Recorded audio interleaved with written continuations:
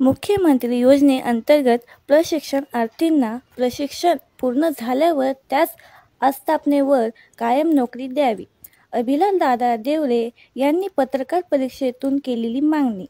आज दिनांक 11/9/2025 रोजी पत्रकार भवन धुळे येथे आदर्श मल्हार बहुजन सेना ऑल इंडियाचे संस्थापक अध्यक्ष अभिलालदादा देवरे यांनी पत्रकार परिषद घेऊन सांगितले.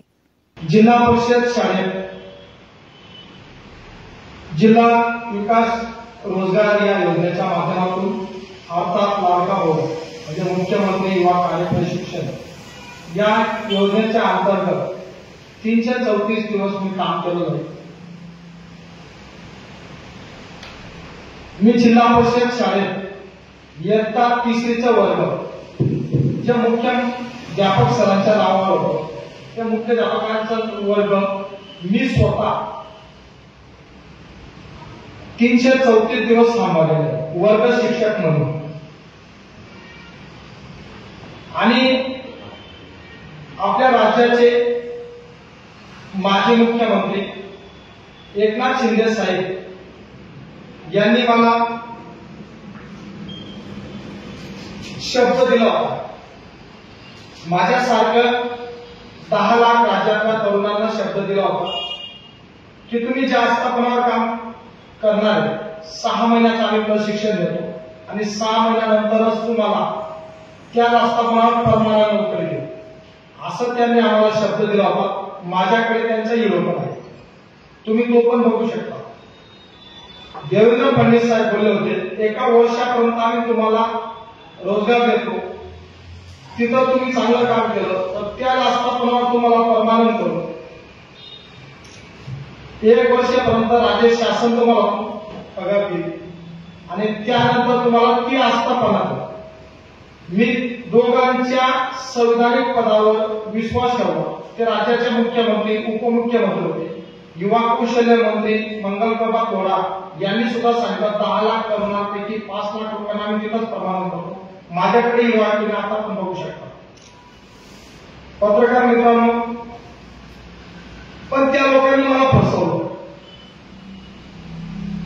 6 महिन्याचं प्रशिक्षण देण्यासाठी मला जे रुजू आदेश दिलेलं आहे तर ते दुसरं तिसरं कोणी नसून तर विशाल नरवाडे साहेब मुख्य कार्यकारी अधिकारी म्हणजे जिल्हा परिषद धुळे यांची सैनिशी मला रुजू आदेश दिले.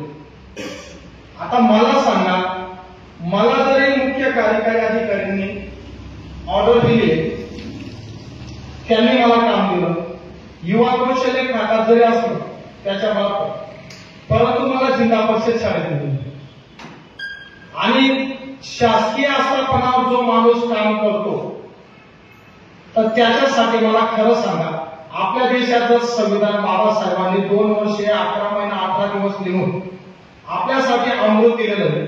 त्या अमृतामध्ये एक गोष्ट सगळ्यात महत्वाची एकच आहे की आपल्याला आपला हक्क मिळण्यासाठी काही संविधानिक कलम आहेत आणि या कलमांच्या आधारावर मी 16 दिवस अन्नत्याग उपोषण केलं. माझ्या सोबत माझा 10 वर्षाचा मुलगा राजेश, 14 वर्षाची मुलगी भाग्यश्री, 34 वर्षाची धर्मपत्नी कविताचा मी कुंकू पुसला आणि 16 दिवस अन्नत्याग. माझी आई हसरताई आणि माझी बहीण माझ्यापेक्षा 3 वर्षाने लहान पवित्राबाई माझ्या सोबत थांबल्या. मी 16 दिवस पूर्ण अन्नत्याग केला, फक्त पाणी पित होतो. माझ्याजवळ 4-4, 5-5 पोलीस बांधव उपस्थित होते 24 तास. त्यांच्या समोर मी उपोषण केलं. मग या शासनाने माझी दखल का घेतली ही मला कळते.